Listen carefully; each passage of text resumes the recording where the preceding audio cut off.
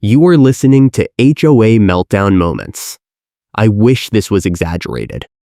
I am writing this down, Catherine yelled, jabbing her finger at my fence post like it had personally insulted her family.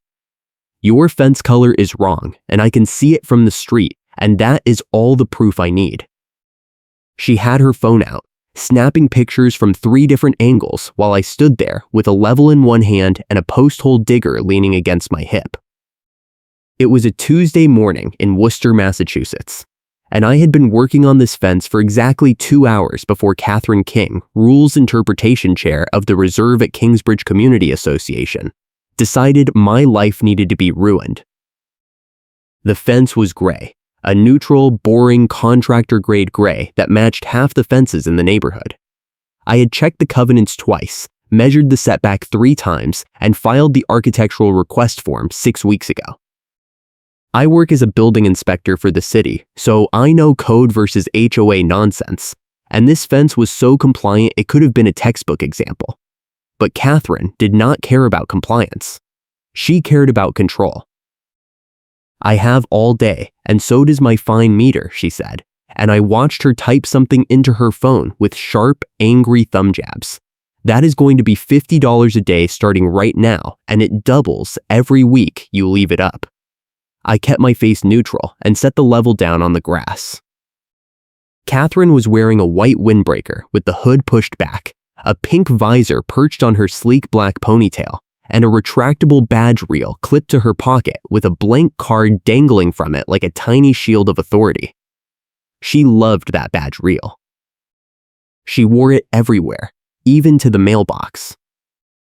My escrow closing date was 9 days away. 9 days until I could sell this place and move somewhere with a normal neighborhood association that did not treat property owners like criminals. Any lien threat could blow up the sale, and Catherine knew it. She had asked me 3 weeks ago when I was closing, all fake friendly at the mailboxes, and I had told her because I thought we were neighbors having a normal conversation. I was an idiot. You did not get approval for this, Catherine said, waving her phone at the fence post. I checked the system this morning and your request is still pending. I pulled my own phone out and opened my email. I had the approval right here, dated 5 weeks ago, signed by the Architectural Review Committee chair. I turned the screen toward her. Catherine glanced at it for half a second and shook her head. That is not valid. The committee was not at quorum when they approved it, so it does not count. I felt my jaw tighten. The approval email did not say anything about quorum. It just said approved. I asked her what the quorum requirement was. She smiled, a thin, sharp smile that did not reach her eyes. I wrote the covenants, she said. I know what quorum means. You can appeal at the next board meeting if you want, but that is 3 weeks away and your fines start today. She turned and walked back toward her house, 2 doors down, and I stood there watching her go. The fence post cap sat on the grass next to my foot, a small gray dome of plastic that had somehow become the center of a war I did not start. I called my friend Marcus that afternoon. Marcus works in IT and has a hobby of verifying metadata and timestamps on documents, which sounds boring until you need someone to prove that an email was sent when you said it was sent. He came over that evening with his laptop and a USB drive full of forensic tools I did not understand. We sat at my kitchen table and he pulled up the approval email, then started clicking through menus and reading strings of code that looked like nonsense. This was sent on August 14th at 2:47 p.m., Marcus said, tapping the screen. The metadata checks out. No edits, no backdating. This is a legitimate approval. I nodded and made a note in my phone, August 14th, 2047 p.m. Committee approval confirmed. Marcus looked at me over his laptop. You are keeping receipts, right? I told him I was keeping everything. He nodded. Good. Because if Catherine is claiming quorum issues, you need to get the meeting minutes from that day and see who is actually there. The next morning, I sent an email to the HOA management company asking for the August 14th Architectural Committee meeting minutes. I got an auto reply saying they would respond within 3 business days. 3 business days would put me at Friday, and my closing was the following Wednesday. I did not have time for this. Catherine left a violation notice on my door that afternoon. It was printed on official Reserve at Kingsbridge letterhead, with my address typed at the top and a list of violations below. Unapproved fence installation. Non-compliant color. Failure to obtain proper permits. $50 daily fine effective immediately. At the bottom, in a section labeled Additional Consequences, she had added, Amenities lockout pending compliance review. I stared at that line. The amenities lockout was Catherine's favorite power move. She had done it to 3 other people in the past year, blocking their key cards so they could not use the pool or the gym until they paid whatever fine she had invented. I called the management company directly and got a receptionist who sounded like she had heard this exact complaint 100 times before. She put me on hold for 6 minutes, then transferred me to a property manager named Dale, who sounded tired before he even said hello. I explained the situation: approved fence, quorum claim, retroactive fines, amenities lockout threat. Dale sighed. "Let me pull your file," he said, and I heard keyboard clicks on his end. "Okay, I see the approval here. It is dated August 14th. You should be fine to proceed." I asked him about the quorum issue. He paused. "Did Catherine say the committee was not at quorum?" I told him that was exactly what she said. He sighed again, longer this time. "I will look into it. But between you and me, if you have the approval email, you are covered. Just keep building." I thanked him and hung up. Just keep building. Easy advice when you are not the one staring at a $50 daily fine that could turn into a lien. I went back outside and kept working. The fence line ran along the side of my property, 20 feet from the street, with a clear setback that matched every other fence in the neighborhood. I had the surveyor coming tomorrow to confirm the property line, just to cover myself, and I had my contractor scheduled for Friday to finish the install. Everything was moving forward. Everything was legal. But Catherine did not care about legal. She cared about winning. That evening, Catherine's husband put a portable folding sign stand at the end of my driveway. It was one of those A-frame signs, blank yellow plastic with no text, just sitting there like a tiny barricade.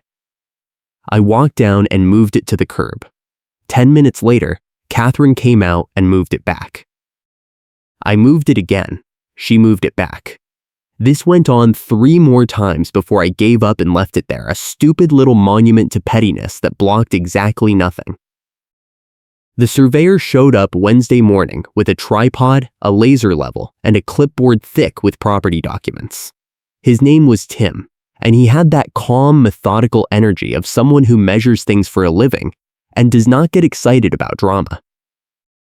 He set up the tripod at the corner of my lot and started taking readings, checking the recorded plat against the physical markers. I stood back and watched, relieved to have an actual professional here who could settle this once and for all. Catherine came out of her house like she had been waiting for this. She walked straight across her lawn and onto mine, stopping 3 feet from the tripod. "What is this?" she said. Not a question. Tim did not look up. "Property survey," he said. "Standard boundary confirmation." Catherine folded her arms. "You did not get permission for this." I felt my blood pressure spike. I did not need permission to survey my own property. Tim finally looked at her, calm and unbothered. "Ma'am, this is a licensed survey on private property. You are welcome to observe from a distance, but I need you to step back from the equipment." Catherine did not step back. She leaned closer, like she was trying to read the markings on the tripod. "This is harassment," she said. "You are trying to intimidate me." Tim set his clipboard down and looked at me. "Sir, is this person a resident?" I nodded. "She is the HOA rules chair." Tim nodded back, then looked at Catherine. "Ma'am, if you bump this equipment, it will throw off the calibration and I will have to start over. Please step back." Catherine stayed exactly where she was for another 5 seconds, then turned and walked away. She stopped at the edge of my driveway and pulled out her phone, aiming it at us like a weapon. Tim finished the survey in 40 minutes. He showed me the results on his tablet. My fence line was 3 inches inside my property boundary. Completely legal. Completely compliant.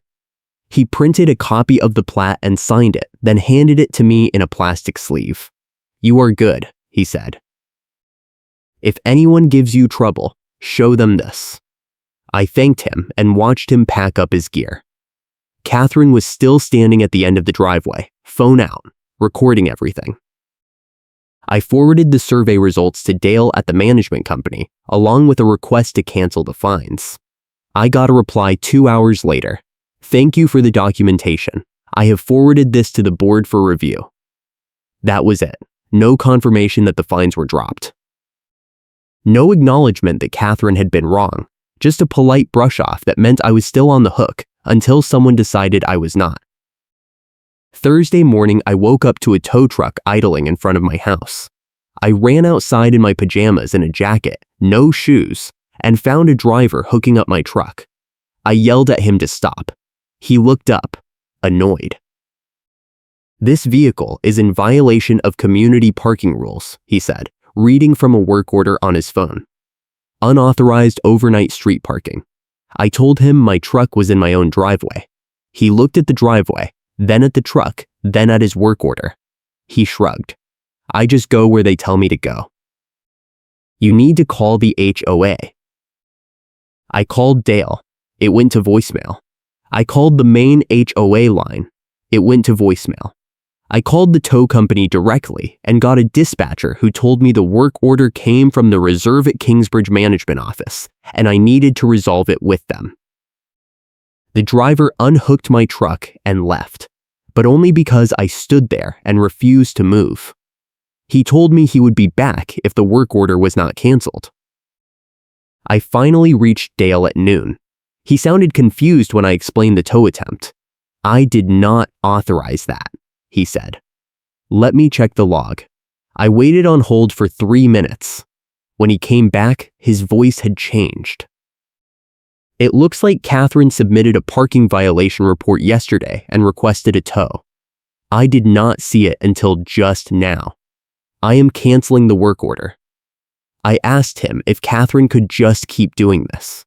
He paused. "Technically, board members can submit violation reports.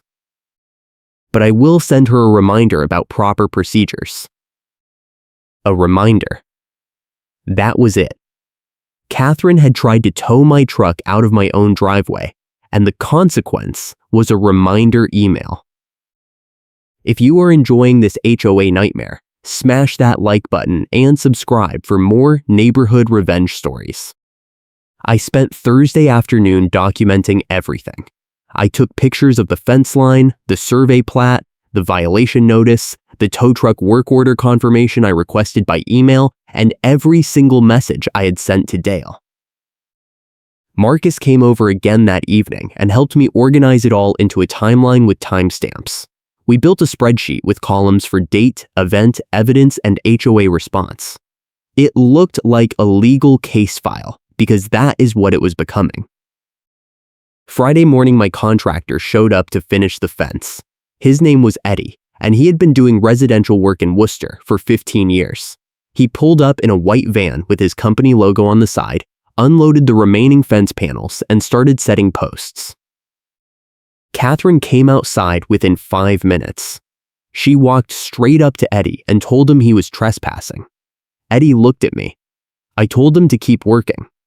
Catherine pulled out her phone and called someone, speaking loud enough for us to hear.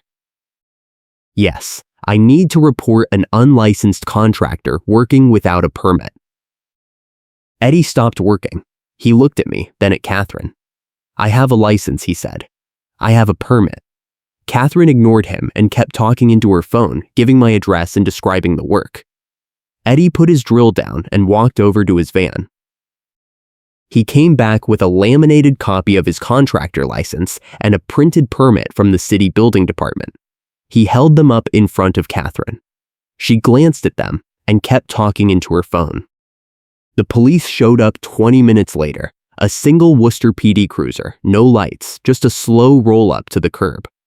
The officer got out and asked what was going on.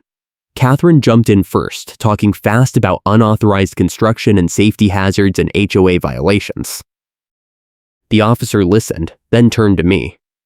"You the homeowner?" I nodded. He asked to see the permit. I showed him the city building permit and the HOA architectural approval. He looked at both, then looked at Eddie's contractor license.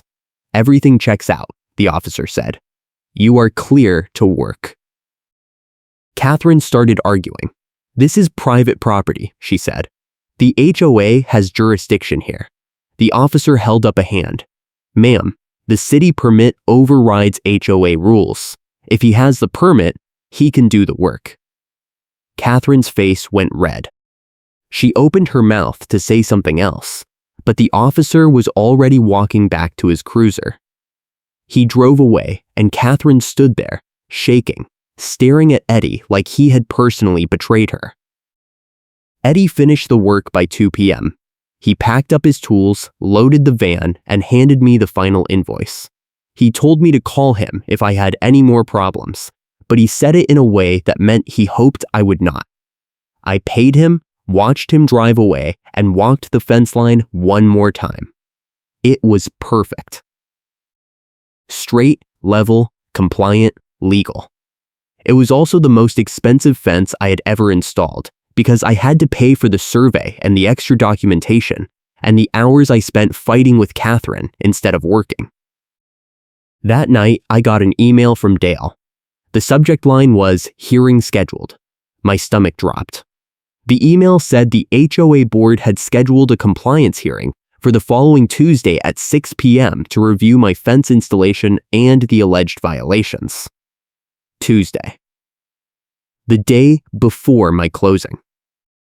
I read the email 3 times, looking for a way out, but it was clear. Attendance was mandatory, and failure to appear could result in additional fines and legal action.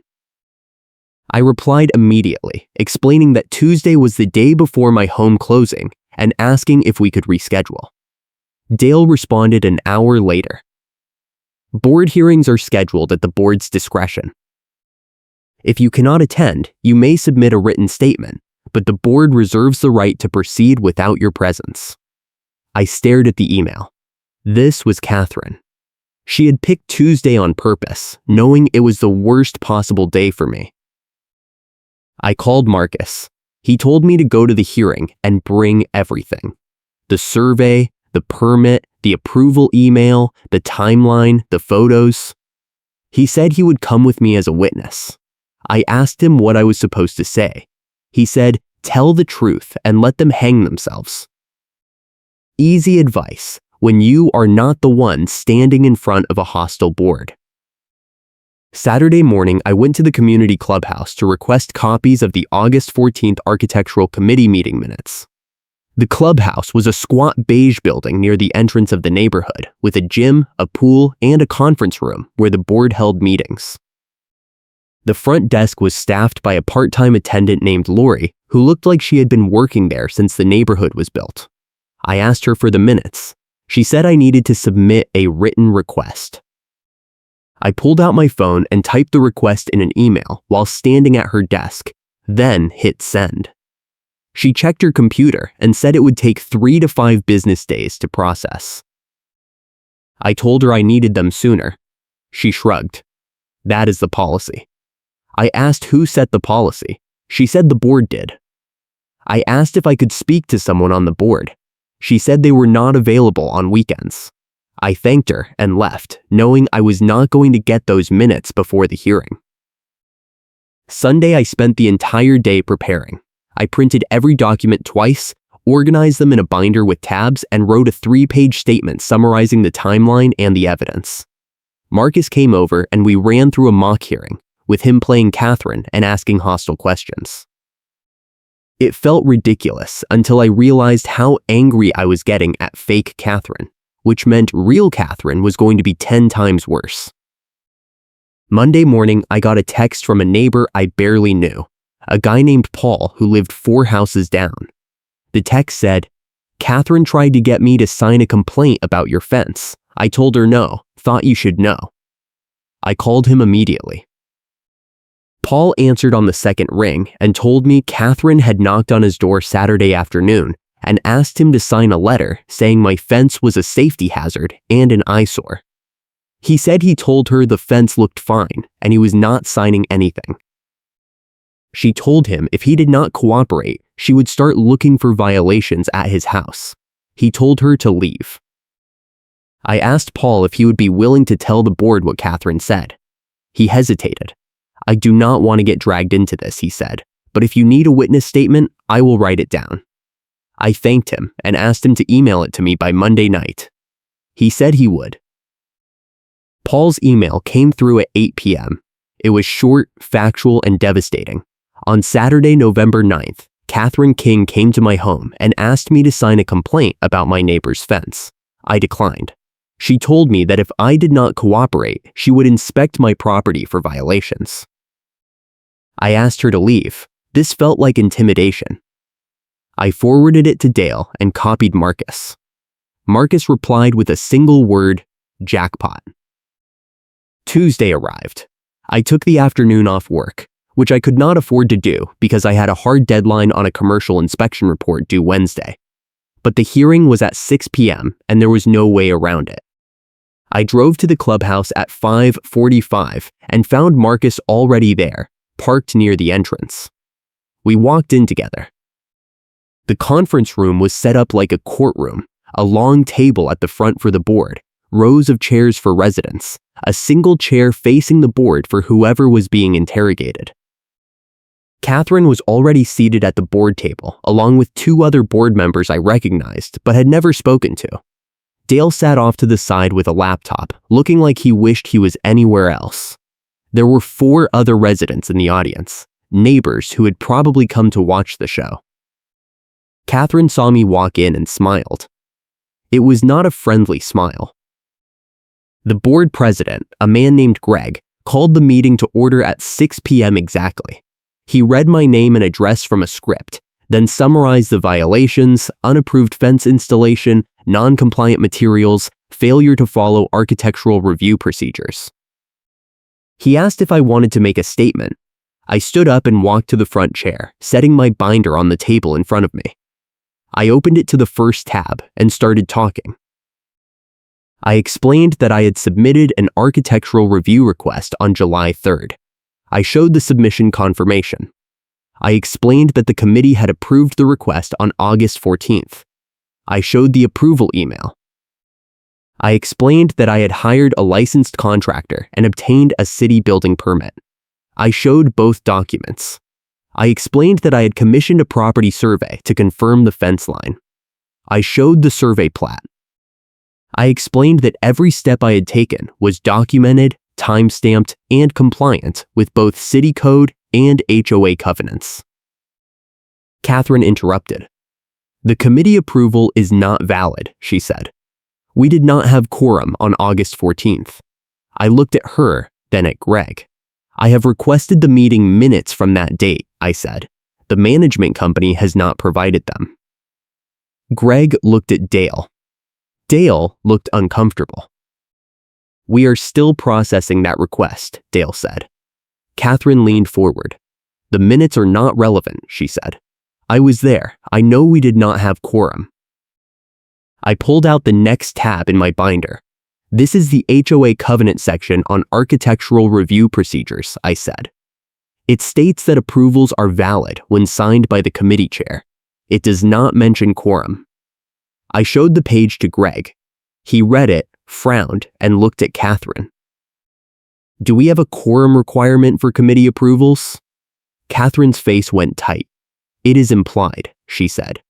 "It is standard procedure." I pulled out another tab. "This is an email from Dale confirming that my approval is valid," I said. Dated November 6th. Greg took the page and read it. He looked at Dale. "Did you send this?" Dale nodded. "Yes." Based on the documentation, the approval was proper. Catherine's voice went sharp. Dale is not on the board, she said. He does not make policy decisions. I decided it was time.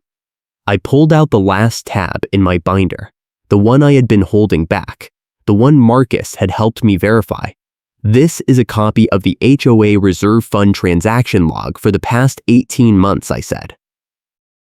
I obtained it through a public records request because the reserve at Kingsbridge is required to maintain financial transparency under Massachusetts law.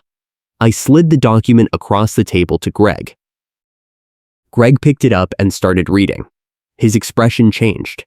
Catherine's face went pale. I kept talking. The log shows a pattern of funds being transferred out of the reserve account into a discretionary account controlled by the Rules Interpretation Chair.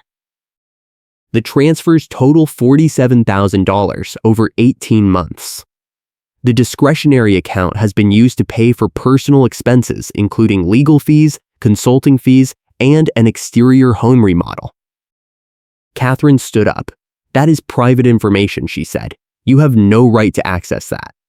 I looked at her. It is not private. It is association financial records, and under state law, any homeowner can request them. I requested them 3 weeks ago, and the management company provided them yesterday. Catherine looked at Dale. Dale would not meet her eyes. Greg set the document down and looked at Catherine. Is this accurate? Catherine's mouth opened and closed. She looked at the other 2 board members, but they were staring at the document now, reading it themselves. This is a misunderstanding, Catherine said. Those transfers were authorized for community improvement projects. I pulled out another page. This is the list of community improvement projects approved by the board in the past 18 months, I said. Total expenditures, $12,000. The reserve fund transfers total $47,000.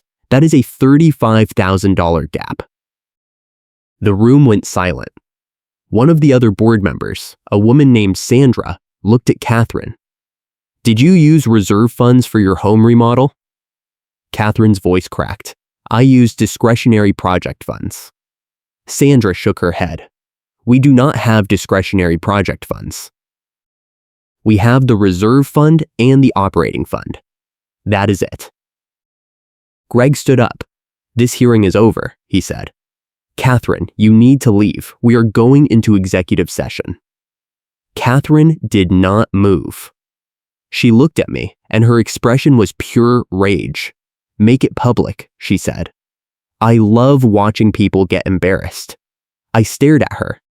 Those were her words from 2 months ago when I had asked her not to post about a missed trash pickup on the neighborhood Facebook group. She had said it with a smirk, like she was doing me a favor by humiliating me in front of everyone. Now it was coming back. I left the conference room with Marcus. We walked out to the parking lot and I unlocked my truck. My hands were shaking. Marcus clapped me on the shoulder. You just took her down, he said. I shook my head. She took herself down. I just showed the receipts. The next morning, Wednesday, I closed on the sale of my house. The buyer's attorney asked if there were any outstanding liens or violations. I said no. The title company confirmed it. The deal went through. I walked out of the closing with a check and a feeling like I had just survived a car accident. Dale called me that afternoon. The board met last night after you left, he said. Catherine has been removed from her position as Rules Interpretation Chair. She is also being placed on a no-contact directive by management. She is not allowed to contact you, your contractors, or your property for any reason. If she does, it is grounds for removal from the board entirely. I asked about the fines. Dale said they were being waived. All of them. The board is also issuing you a fine waiver in writing with a firm no-contact directive as part of the settlement to close this matter. I asked about the reserve fund. Dale sighed. That is being referred to the HOA attorney. It is out of my hands now. But between you and me, Catherine is done. The board is filing a formal complaint and the state attorney general's office is going to get involved. I thanked him and hung up. 2 weeks later, I got a letter from the HOA attorney. It confirmed that all fines related to my fence installation had been waived, that the board had voted to reimburse my filing fees related to the records request, and that Catherine King was prohibited from any further contact with me or my property. The letter also noted that the board was conducting an internal audit of the reserve fund and pursuing recovery of misappropriated funds. I never saw Catherine again. I heard from Paul that she stopped coming to board meetings and eventually resigned. The neighborhood Facebook group had a brief firestorm when someone leaked the reserve fund audit summary, but it died down after a few weeks. The new rules chair was a retired accountant who sent out a newsletter explaining the new financial oversight procedures. It was boring and professional and exactly what the neighborhood needed. My fence is still standing. It is gray, compliant, and completely legal. Every time I drive past it, I think about Catherine standing in my yard with her phone out, convinced she could fine me into submission. I think about her face when I showed the board the reserve fund log. I think about her voice cracking when Sandra asked if she had used HOA money for her remodel. The whole thing taught me something I should have known already. Keep receipts. Document everything. Know the rules better than the people trying to use them against you. And when someone tells you they love watching people get embarrassed, remember that line. Because eventually, it is going to come back and bite them. I will catch you in the next upload.